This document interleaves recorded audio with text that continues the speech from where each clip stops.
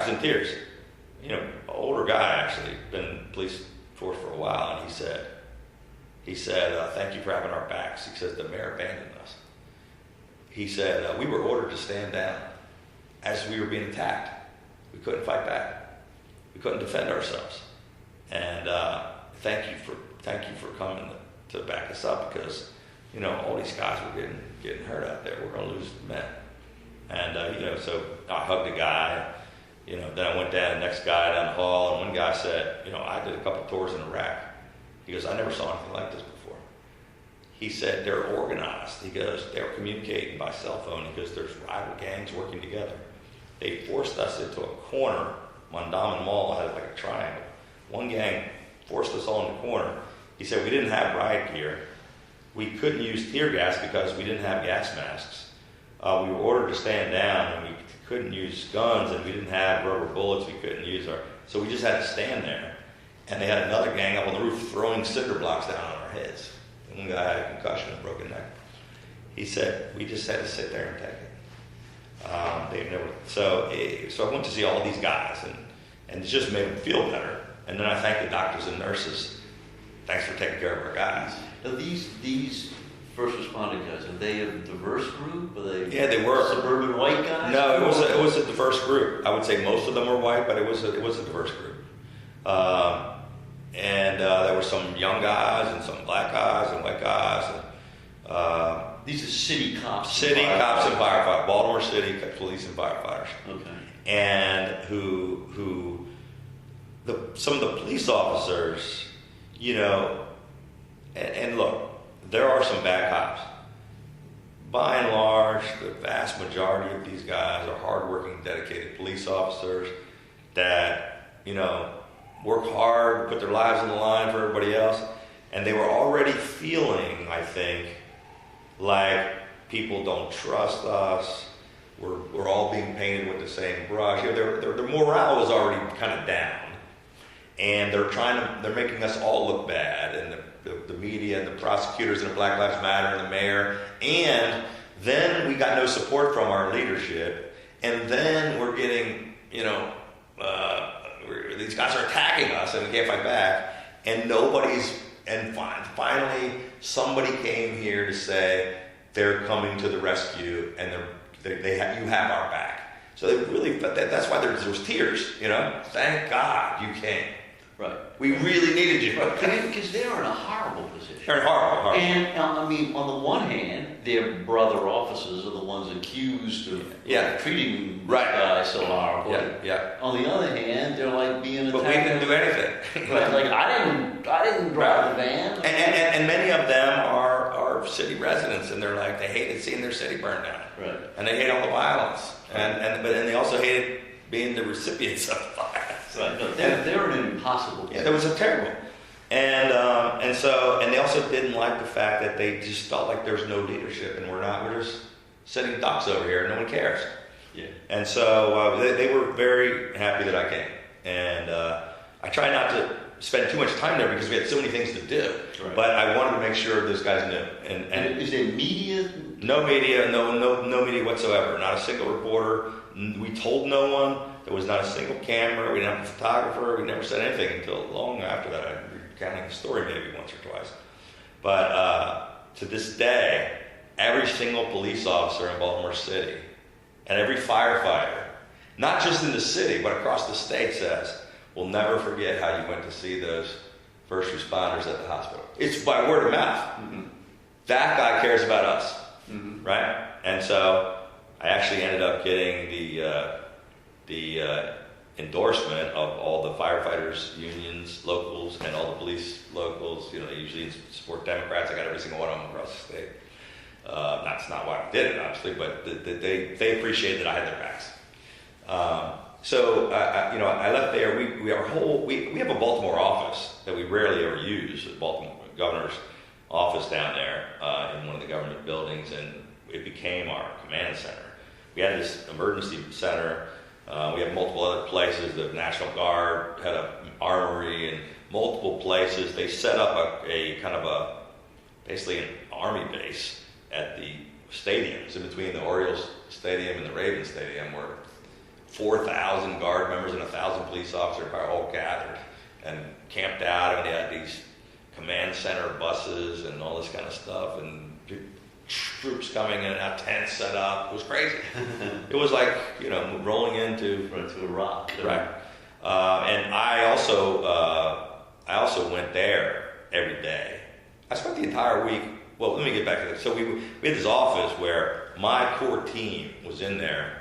Basically, we came back here and slept for a few hours every night, but we were there 20 hours a day for 7 straight days. And this is the governor's Baltimore office. This is governor's Baltimore office, which usually has no one in it. Which is where? It's in Baltimore, and there's a thing at Schaefer Tower, former Governor William Donald Schaefer. It's in downtown Baltimore, okay. Right kind of in the heart of what's going on. Not in the middle of the worst part of the riots, but in the middle of Baltimore. Mm-hmm. And we moved our team there, and we were kind of coordinating our Baltimore operations out there.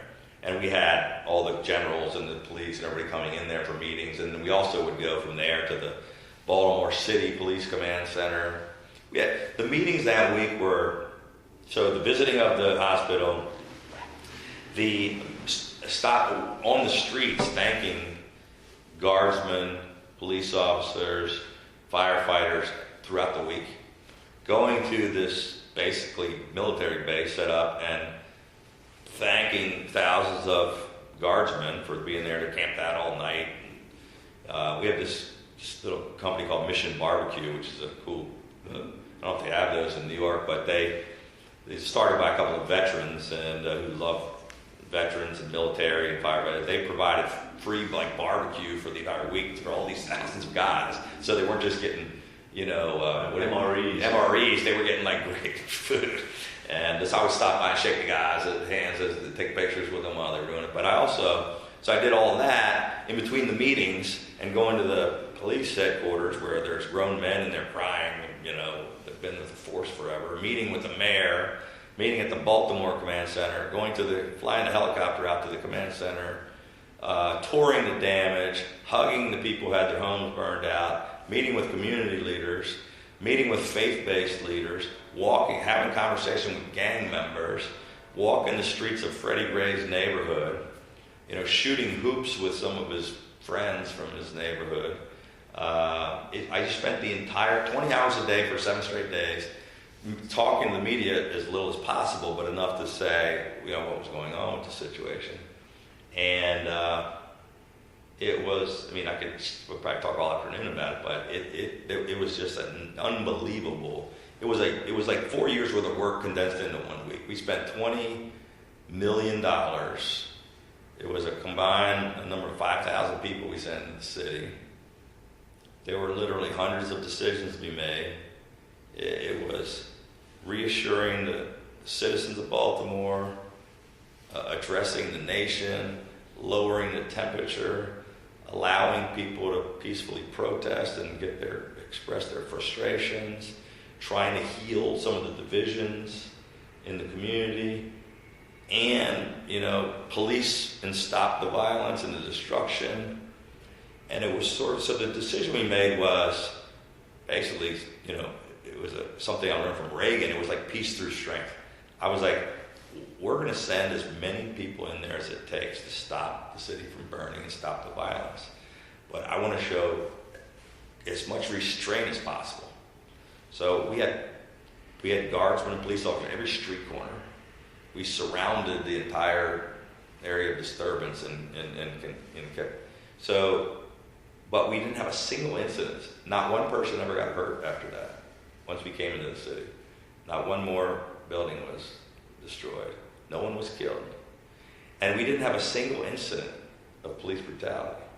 No, not one of the 4,000 guardsmen who were part-time guys who have a real job, not one incident of somebody doing something wrong. It was just great leadership from our senior team, but an amazing group of 5,000 people thrown into a very volatile situation and slowly lowering the temperature and turning down the simmer while letting people get out those frustrations. And we were going into churches. I had brought in community leaders into our big conference room in our Baltimore office with, trying to get them to go out in the community. I was walking the streets with the now mayor, who was then a state senator. The existing mayor was nowhere to be found.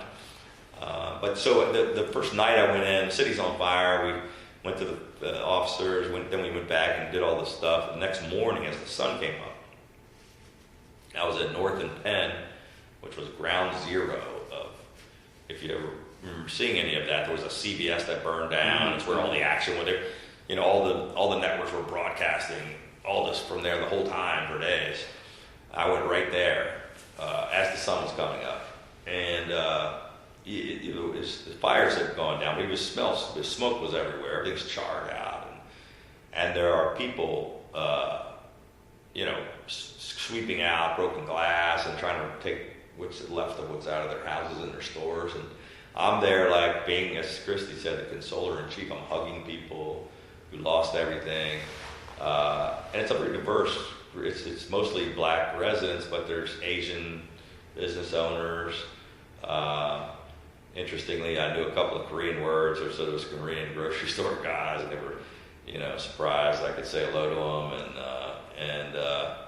But they some of them didn't have insurance, and their businesses were burned down, and they were just hardworking people. Their whole family was working, and they'd lost everything. But when I showed up, I remember there was a black woman who was maybe 40-something years old, who was just crying, tears, and I just gave her a hug, and she just cried. It was like Christy said, just me coming there made them feel like someone cares, and it's going to be okay. It will get back to normal. It's hard to explain, but the fact that I showed up in that worst part the next morning meant it's going to be back to normal. Because the night before, the place was on fire and out of control. And it's like, 12 hours later, or less than that, I'm walking the streets. So it's like, it's going to be okay. And so I went from that place to not too far away to Freddie Gray's neighborhood. And then, excuse me one second. At that corner, are you doing? Is there morning TV there? Is that? Yeah, at that point there is TV there. And you're doing hits with morning TV shows. It was no. I tried to avoid that really. So they were there, and I kept them at a distance. I was just trying to talk to the people. So there were TV. They kept them at bay. And there was a police perimeter line, because it was dangerous. There were buildings falling down and stuff. So I didn't do interviews with them, actually. They were there, and I think they caught some stuff. I mean, here's the governor over here talking to people, but I didn't do any talking to them. They were constantly harassing us about we're trying to do interviews, and I was like, the general can go talk to them, the lieutenant governor can go talk to them. I got things to do. I did one or two. I did a couple of press conferences because I had to update everybody. Here's what the situation is, because I thought it was important. This is what we're going to do. We're going to do, but I didn't. I was like, I'm not trying to get on TV. That's not what I'm here for. But we did one interview that was kind of not funny in retrospect to this, but the first night, I was giving these guys a hard time about this last night. My now chief of staff, who was my communications director, and my deputy communications director, who now is a partner with Russ. Help me with the names. So Matt Clark is my chief of staff. Right. Incredible chief of staff, and was a great communications director. And Doug Mayer, who works for Russ, is one of his partners now, who was my campaign communications guy. Both of them get me on the phone after I'm leaving the hospital, and they go, CNN really wants you to do an interview with them tonight. I was like, I don't have time to do an interview with CNN. I'm just leaving the hospital and going to the command center. These guys are still in Annapolis. Everybody else is down there in Baltimore. They're trying to keep things together over here. So I'm not doing it. And they were arguing and arguing and arguing. They're like, we have to let people know what's going on. You did your press conference like hours ago, and they just do a hit on CNN. They could show you're there, visible. I was like, I'm not trying to get on TV. I'm trying to stop the city from burning down. So anyway, big argument. And I was like, no, I'm not doing an interview on CNN. So finally, they kept bugging me. I go, okay, I'll do a stupid interview, but we can't waste a lot of time. So they go, where are you? I'm telling where I am. And it's like, well, can you, it's like a few blocks away, can you do it in front of City Hall, just on the street? That's where they are. They have a truck there. I go, okay, but it's got to be quick. So I go there, it's Don Lemon. Don Lemon. While I'm standing there, Stephanie Rawlings Blake, the mayor, because it's in front of where she works, City Hall, the one who I haven't been able to get a hold of all day, the one who hasn't done anything, the one who's like doesn't want me there, shows up. So she and I are both on CNN Live. So it goes live. We both got the things in our ears. Behind us, the city's on fire. And she's got the makeup on, and I'm like, my tie is like this. I'm like sweating. I'm like, don't even want to be there. I'm like, I got things to do. She's like primed for, I'm going to get on TV. And Don Lemon goes, first thing, goes on, the light comes on and goes online. He goes, Governor, don't you think it's the mayor's fault that all this is happening? Something along those lines. And I was like, look, Don, I'm here to work with the mayor, to assist, we're focused on. And he goes, yeah, but, what about this violence, blah, blah, blah. I don't remember exactly how, we can look at this. We'll find it. We'll look at the clip. Yeah. But he, like multiple pounding times, he was trying to sow division between me and the mayor and trying to get me to blame the mayor. Right. And I kept saying, look, Don, we're dealing with a crisis here. We're going to provide whatever assistance that the city needs, blah, blah, blah, blah, blah. And he kept asking the questions. And Kiefer Mitchell, the guys who they have been saying, you got to get the governor to do this. He's the black guy in D.C. was with the mayor. He's standing back. He's a tall guy. He's like rolling his eyes, he's like, I don't know, in the background behind the camera. And I'm getting pissed. And the mayor is like, just like a deer in the headlights, like, oh my God, why did I come in here? And finally, we just got, after like the fourth or fifth or sixth time that Don Lemon asked the same question, both of us simultaneously took off the earpieces, just threw them on the ground and walked off the satellite. I was like, basically, I don't know if I said it or not. I was like, this is bullshit. I got things to do. And so we just walked off Don Lemon's set. I don't have time for this. And so there were like 10,000 people on Twitter and Facebook that blew up Don Lemon. You're an asshole. That's the worst interview. They're trying to stop the violence, and all you keep asking the same stupid question. How many times you can ask the stupid question? That's hilarious. So all week long, they kept trying to get us to do an interview with Don Lemon. I was like, I'm never, ever going to do an interview. God, still haven't done one. It's been 4 years. But it was like, and then I was like, I told you guys I shouldn't do goddamn interviews. I'm never listening to your communications advice. And then the rest of the week, I was like, I'm not listening to you guys. I don't care what you say. I'm making my own decisions. But, the whole week there was all kinds of things going on. But it's the end of the story was that, we had all these discussions and people had real legitimate gripes. But a couple of more stories in there, and it depends on how much time we're going to spend on the topic. Well, plenty, yeah, because we're going to need a bunch of those interpersonal, specific human interactions. Well, here's one that's a less than perfect human interaction, but it's an important part of the story. So after the initial, friction, it was like, I was going right to the police command center, dealing directly with them now because, there wasn't much. The mayor was sort of just. And they would listen to you? Absolutely. They were like, thank God. Right. But the police commissioner, most of the leadership, but the police commissioner, who's kind of a political appointee, was scared to death of the mayor and his job. And the rest of the whole command team, who were professional police officers, were like, it's like, shoot, what do we do? Well, they're telling us this, but we think they're crazy. But so I had a meeting. I had one meeting with them, and it was this thing started on Monday. On Wednesday, so I didn't put a curfew in, and the mayor actually put a curfew in at my suggestion on Monday night and Tuesday night, and which helped a lot because it helped us keep people off. They were supposed to be off the street, so people that were obeying the law. They got off the streets. There were still some people, but we were able to contain them, and it brought down some of the late night violence. And it gave us a reason to say, I'm sorry you can't be on the street, and it helped us, stop some of the stuff that was going on. On Wednesday, we have a meeting. It's me, the Adjutant General of the National Guard, State Police Superintendent, so it's Linda Singh, Bill Palazzi, State Police Superintendent, the mayor and her chief of staff, my chief of staff, me, and the police commissioner. And the mayor says on Wednesday, I want to lift the curfew. And I said, it was Monday, there was everything burning down. Tuesday, everything was calm, Tuesday night. Wednesday, she wants to lift the curfew. So it was one night we had a curfew. And I said, we're not going to lift the curfew. And she said, well, the gangs are really upset about the curfew. I was like, yeah, I don't care. We're not lifting the curfew. Like, I guess the drug dealers were concerned that they couldn't sell drugs because they couldn't be on the street.